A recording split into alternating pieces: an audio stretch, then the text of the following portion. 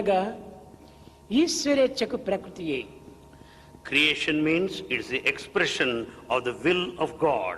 దీని పేరే ప్రకృతి. This is called nature. ఈ ప్రకృతి ఈశ్వరుని నుండియే ఆవిర్భవించినటువంటిది. Nature has emanated out of the divine. ఈ ప్రకృతి యందు జన్మించినటువంటి ప్రతి మానవుడు కూడాను ఈశ్వర స్వభావంతోనే కలిగి ఉండాలి. Therefore, every human being born in this nature has got the divine quality. మానవుని యందు ఉండినటువంటి యొక్క చైతన్యమును ఆవిర్భవింపజేసే నిమిత్తమై మూర్తి భవించినటువంటి వాడే మానవుడు.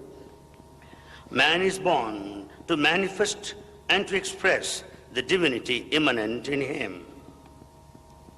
మానవునికి ప్రధానమైనటువంటి గుణములు కూడాను ఉండాలి. The human being should have main human qualities. ప్రకృతిలో ఏ విధంగా సత్వ రజో తమో గుణములు ఉండినట్టు ఆ ప్రకృతి నుండి ఆవిర్భవించినటువంటి ప్రతి మానవుని యందు కూడాను ఈ మూడు గుణములు ఉండాలి. Just as you find the qualities in the nature, every human being also should have his human qualities. అవి దకారత్రయములు. These three qualities carry the letter Da to begin with. Devotion మొట్టమొదటిది. The first one, devotion.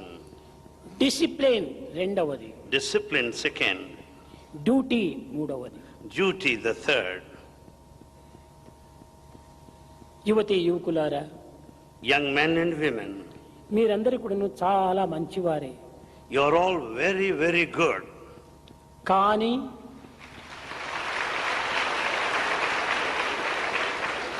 But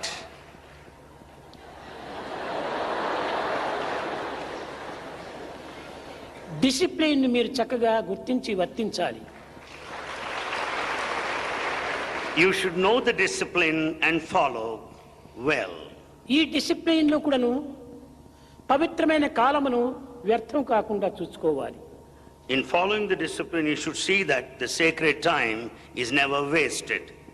ఇప్పుడు ఏ విధంగా మీరు కాలమును వ్యర్థం చేస్తున్నారు? How are you wasting your time? ప్రతి విషయమునకు ఒక విచిత్రం కానీ చిత్రం కానీ అన్నిటికీ క్లాప్స్ వేయటము, దీనివల్ల టైం వేస్ట్ అయిపోతుండాలి. For everything, it may be one of wonder and mystery. You clap for everything. ఈ క్లాప్స్ కూడా ఒక విలువ లేకుండా పోతుండాలి.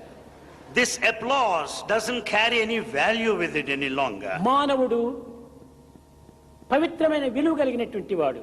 Human being has got sacred value. అతను చేసే ప్రతి పనికి కూడాను విలువ ఉండాలి.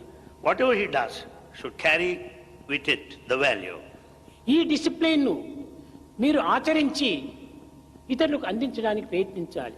You should follow this discipline and see that it is followed by others.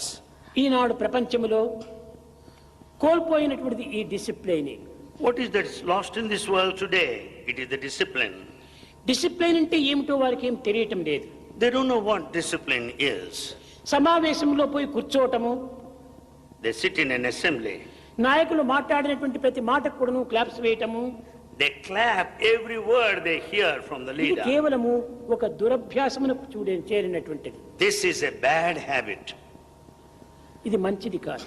It's not proper. ఇందులో కాలం కూడాను చాలా వ్యర్థమైపోతుంది. You are wasting time ఒక thereby. క్షణం వేస్ట్ అయిపోయిందంటే ఎంతో జీవితంలో వేస్ట్ అయినట్టుగా ఉంటుంది. A moment lost is something valuable in life. ఒక్క క్షణము కూడాను మనము వేస్ట్ చేయకూడదు టైంను. We should not waste even a moment of time. కనుక ప్రతి కాలమును ప్రతి సెకండ్ను కూడాను మనం చాలా పవిత్రంగా వినియోగించాలి. Therefore, we should spend every second in our life valuable. ఈ డిసిప్లిన్ ఎప్పుడు మనకు ప్రారంభమవుతుంది? When do you have this such a discipline? ఎప్పుడు మనకు ప్రాప్తిస్తుంది? When do you acquire that? ఈ వయసులో At this age. చాలా ప్రధానమైనటువంటిది, ప్రాణ సమానమైనటువంటిది character. At this age, most important in our life is that of character. It's life main principal source.